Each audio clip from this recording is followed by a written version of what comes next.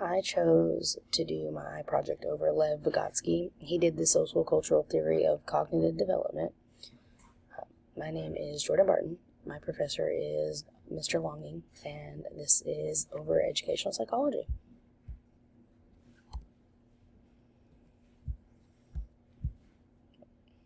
Okay, there we go. The early life of Lev Vygotsky.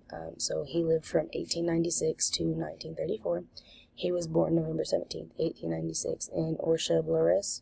He was the second child in a family of 8 children. He died June 11th, 1934, in the Soviet Union.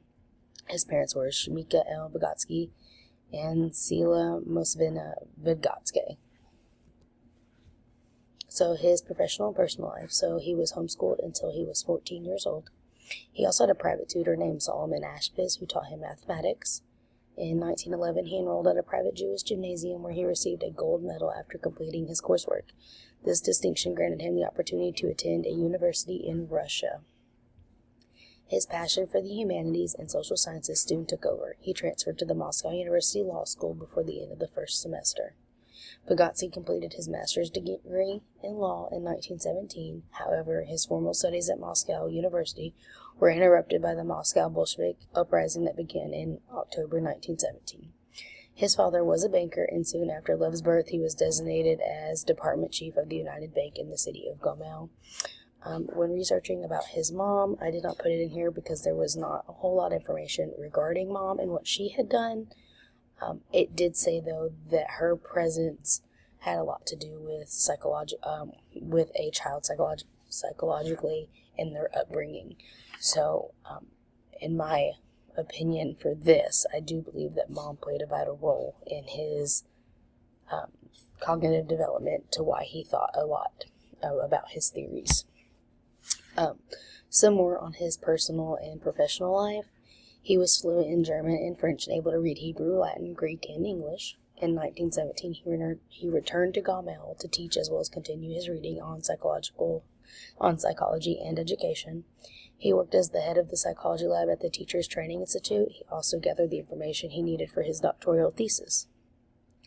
He was later invited to become a research fellow at the Institute of Experimental Psychology in Moscow.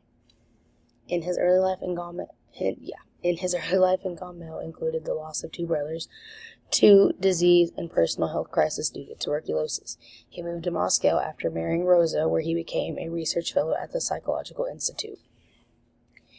In 1924, he married Rosa, with whom he had 2 daughters, Gita and Asia.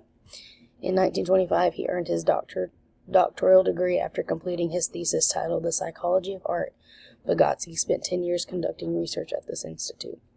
Vygotsky worked intensely despite a recurring illness from tuberculosis, and his wife helped him by transcribing his words when he was too ill to write. The more knowledgeable other. The more knowledgeable other is someone who has a higher level of knowledge than the learner and can provide them with instruction during their learning process. While a child might not yet be capable of doing something on their own, they are able to perform the task with the assistance of a skilled instructor, which may include a parent, a teacher, another adult, or a peer. When a child is in their zone proximity display, I believe is the term for that. The zone of proximal development, ZPD, an expert will provide them with an appropriate assistance to help them accomplish a new task or skill. Activities, instruction, tools, and resources that are used to aid in this learning process are known as scaffolding. Vygotsky's theories. He believed community, culture, and social interaction play key roles in how children think and learn. He was a prolific writer, publishing 6 books on psychology in 10 years. His interests were diverse but often centered on child development, education, the psychology of art, and language development, the zone of proximal development, the more knowledgeable other, and social cultural theory. The zone of proximal development. Vygotsky's zone of proximal development is an important concept that elaborates the dimensions of social learning and school learning. He believes that learning and development can be improved by applying the other theory. The theory is described as the distance between a student's ability to perform a task under adult guidance with peer collaboration. He categorized the zone of proximal development into 2 levels. Level 1 is referred to as the present zone of development, where the child performs his task without the help of others. Level 2 is called the potential zone of development, where the child could potentially be capable of doing things with the help of other people, which we call the more knowledgeable person. Cultural historical theory of development. Vygotsky believed in a dynamic relationship between humans and society. He thought society could impact people and people could impact society. He claimed this interaction allowed children to learn slowly and continuously from more experienced people such as their parents or teachers. According to Vygotsky, babies are born with the basic mental functions they need for intellectual growth. These basic functions include attention, sensation, perception, and memory. Language development in children. Vygotsky also believed children learn language from their social interactions.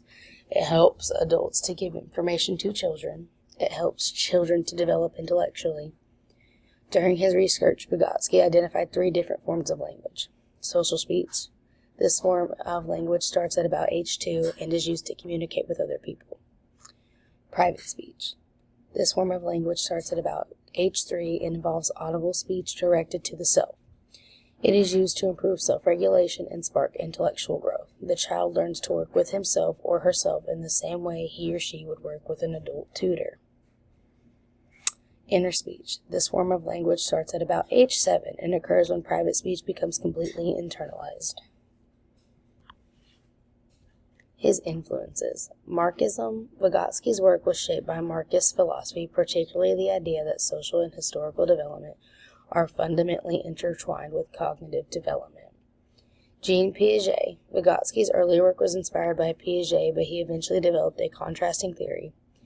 Piaget focused on an individual's stage-based cognitive development, while Vygotsky argued that learning is a social process that occurs through interaction with more knowledgeable others. Alexander Luria, a close friend and a collaborator, Luria helped protect and advance Vygotsky's work, expanding into neuropsychology and investigating how culture and experience affect the brain according to e-learning industry. John Dewey. Though not a direct influence in the same way as Piaget or Luria, Dewey's work on education and the role of social interaction and learning is often discussed alongside Vygotsky's ideas. Cultural context. Vygotsky placed a strong emphasis on the role of culture in cognitive development, which was a significant departure from the universal theories of development. Language. He saw language as a crucial tool for social learning and cognitive development, believing that thinking and speaking are deeply intertwined. His legacy. Vygotsky lived and worked in the same era as Sigmund Freud, Jean Piaget, B.F. Skinner, Ivan Pavlov. He did not receive the same acclaim they did during this lifetime. This is because much of Vygotsky's work was suppressed while he was still alive. The Communist Party believed Vygotsky's ideas were a threat to Stalinism. Immediately after his passing, he was publicly recognized as one of the prominent psychologists in the country. Today, Vygotsky is considered to be one of the most respected psychologists to ever live. His writings continue to influence the fields of development and educational psychology, despite the fact that some academics believe there have been numerous distortions or mistranslations of his work.